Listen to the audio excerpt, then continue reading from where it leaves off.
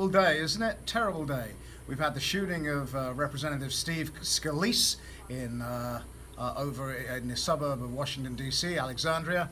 And he turns out to be a Bernie supporter. More on that in a minute. It's not that relevant to me, but I want to talk about it in a second. Because we live in a world now where a comedian can pose with the theoretical severed head of the President of the United States and then say it was a joke, and then say, oh, went too far, sorry. We live in a world where in New York, in the park right now, Free Theater, yes, Free Theater, where they are producing Julius Caesar, which is a great play, by the way, except this Julius is actually Donald Trump with his wife, who sounds remarkably like Melania Trump, and then they assassinate the president.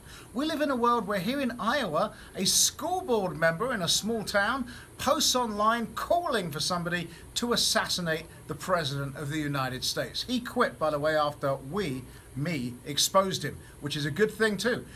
We live in this strange world, and now of course we have a Bernie supporter who goes up to Washington DC, to Alexandria, makes sure the people he's about to shoot are indeed Republicans, and then opens fire, and Steve Scalise is now in critical condition. We just heard that today. What can we do about this? Well, we have to change the narrative. The fact that he's a Bernie supporter is really an irrelevance to me. But I want you to imagine if, God forbid, it was a Democrat who was shot this morning and it was a Trump supporter.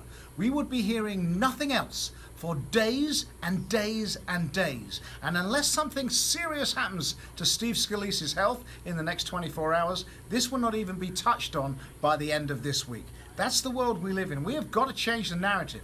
We absolutely have to change the narrative. If you don't agree with me politically, God bless you. I have friends who don't agree with me politically. I love them. I'm not going to cast them aside because of politics. Politics should never be at the heart of anybody's life, ever.